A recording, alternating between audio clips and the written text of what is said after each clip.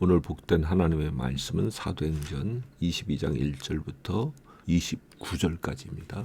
바울이 자기를 죽이려고 하였던 사람들에게 변명하기를 시작하죠. 바울이 이때 심정이 어땠을까? 우리가 알기는 어렵지만요. 그를 엿볼 수 있는 성경이 있어요. 로마서 9장인데요. 9장 1절부터 5절까지를 읽어보면요. 바울이 자기의 동족, 믿지 않는 이 유대인들을 향하여 가진 심정이 어땠는지를 잘 알 수 있어요. 9장 1절, 2절 보면은 자기 마음속에 큰 고통이 있다고 이야기해요. 근데 그럼 그 고통이 무엇 때문이냐? 3절, 4절을 보면은 자기의 고륙, 친척, 동족인 유대인들을 말하죠. 그들을 위해서 자기 자신이 저주를 받아서 그리스도에게서 끊어질지라도 제발 그들이 주 예수를 믿고 받아들이면 좋겠다. 그런 소원이 있었던 거예요. 그게 얼마나 강하면은 나는 그리스도에게서 끊어져도 좋다. 그들이 그렇게만 될 수 있다면. 그런 심정을 가지고 있었어요. 그들이 얼마나 귀한 것을 하나님께로부터 받았는지 4절 5절에 이야기하잖아요. 양자됨, 영광, 언약, 율법, 예배와 약속들, 그리고 가장 귀한 그리스도가 육신적으로는 그들의 동족이었다. 얼마나 놀라운 일이에요. 하나님이신 그리스도, 그가 그들의 동족으로 이 땅에 오셨다. 이 놀라운 은혜를 받은 그들이 주님을 거부하는 것에 대해서 바울이 얼마나 마음을 아파하고 힘들어했는지를 알 수가 있어요. 그런 그 사람들을 향해서 지금 바울이 이야기를 시작하는 거죠. 바울은 자기 자신이 어떻게 극단적인 핍박자에서 주 예수 그리스도를 증언하는 자로 바뀌었는지를 아주 자세하게 이야기하고 있어요. 바울은요, 다소에서 태어나서 가말리엘의 문화에서 배웠어요. 아주 엄격한 바리새인으로 교육을 받았죠. 그래도 가말리엘은 사도행전 4장에 보면은 너희가 이 예수 믿는 자들 핍박하는 걸 조심하라. 뭐 그렇게 이야기를 했던 사람인데 바울은 자기 스승보다 훨씬 지나치게 엄격했던 것 같고, 그래서 예수 믿는 사람들을 잡아다가 사람을 죽이기까지 하고 결박해서 옥에 가뒀다. 그리고 그것도 모자라서 다메섹까지 출장을 갔다. 그 얘기를 하잖아요. 4절 5절에. 그랬던 바울이 다메섹으로 출장을 가는 길에 부활하신 예수님을 만난 이야기를 하죠. 유대인들은요, 이렇게 환상 중에 하나님의 음성을 듣고 이거에 대해서 마음이 열려있던 사람들이에요. 구약 성경을 읽어보면 에스겔이 환상 중에 여호와의 영광이 예루살렘 성전에서 떠나는 것을 보았고, 환상 중에 마른 뼈가 군대로 일어나는 모습을 보기도 했고요. 그것을 통해서 하나님의 음성을 들었죠. 또 다니엘은 환상 중에 인자 같은 이가 하늘 구름을 타고 와서 옛적부터 계신 자에게 나와 영광과 존귀와 권세를 받는 장면을 보기도 했어요. 환상 중에 본 많은 것들을 다니엘서 7장 이후에 기록해 놓았죠. 많은 선지자들이 환상 중에 본 것들을 통해서 하나님의 말씀을 증거했어요. 그래서 바울이 이 이야기를 할 때 사람들이 아주 집중해서 귀를 기울이면서 마음이 많이 움직였을 것 같아요. 바울이 계속해서 이야기를 하잖아요.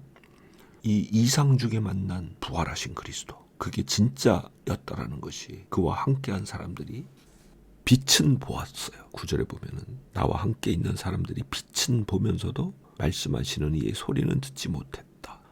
빛은 보았다고요. 그리고 그 빛을 본 결과 바울은 눈이 멀었어요. 그리고 눈이 멀었을 때 하나님께서 보내신 아나니아를 통해서 바울이 다시 보게 됐고요. 그리고 후에 17절부터 보면 예루살렘에 와서 기도할 때 또 환상 중에 본 것, 들은 것을 이야기를 해요. 아마 이 이야기를 할 때까지 듣는 사람들 중에 마음이 흔들린 사람이 많았을 거예요. 새로운 계시를 하나님이 주셨나? 이 사람 통해서. 이 사람이 만난 그 나사렛 예수, 그가 진짜 부활했나? 이런 정도 생각이 들었을 거고, 어떤 사람들은 믿었을 가능성도 있을 것 같아요. 그런데 그가 예루살렘에 본 환상 중에 나타나신 주께서 하신 말씀, 그 가운데 21절 이게 이 모든 것을 깨뜨리는 말이 되고 말았어요. 내가 너를 멀리 이방인에게로 보내리라. 아니 여태 바울의 말을 그렇게 집중해서 듣던 사람들이 갑자기 발작 증세를 일으켜요. 그래서 22절에 보면 그들이 듣다가 소리질러 이르되 이러한 자는 세상에서 없애버리자, 살려둘 자가 아니라 하며 떠들며 옷을 벗어던지며 티끌을 공중에 날려요. 발작한 거죠. 그럼 왜 이렇게 발작했는가? 유대인들은 기본적으로 유대인들만이 구원을 받을 수 있는 조건을 가지고 있다. 유대인 중에 신실한 믿음의 사람들이 구원을 받는다. 이렇게 믿었기 때문에 이방인들은 그 구원의 조건에 해당되지를 않는 존재들이었어요. 그래서 기본적으로 이방인들은 하나님의 계획에서 제외가 되어 있고, 또 이방인들은 다 우상 숭배자들, 하나님이 미워하시는 자들이다, 이런 생각이 있었던 거죠. 그런데 이 당시는 그 우상 숭배자들인 로마 사람들이 자기들을 지배하고 자기들을 핍박하고 때로는 성전을 더럽히고 우상 숭배를 강요하고 그런 상황에서 신음하고 있었기 때문에 이방인들에 대한 증오심, 그런 것들이 매우 강했어요. 그 증오심이 다양한 형태의 반란으로 나타났었고요. 그 반란을 진압하기 위해서 로마는 붙잡힌 사람들을 십자가형에 처했고요. 그러니까 이방인이란 단어 하나가 마치 폭탄의 뇌관을 뽑은 것처럼 그렇게 이들의 감정을 폭발시킬 수 있었던 거예요. 모든 사람을 구원하기를 원하시는 하나님의 선하신 뜻을 이 유대인들의 이방인에 대한 악한 감정이 철벽처럼 가로막는 사건이 다시 한번 이때 벌어진 거죠. 그래서 이제 바울이 다시 공격을 받으니까 바울을 데리고 가서 채찍질해서 신문을 하려고 시도하다가 결국 그가 로마 시민인 것을 알고 멈추죠. 이 바울의 변명, 그리고 유대인들의 반응을 보면은 요한복음 1장 4절의 말씀이 생각이 나죠. 그 안에 생명이 있었으니 이 생명은 사람들의 빛이라. 이 빛이 어둠에 비추되 그 어둠이 이기지 못하더라. 그 어둠이 깨닫지 못하더라. 빛은 어둠 가운데 비쳤어요. 근데 어둠이 깨닫지를 못해요.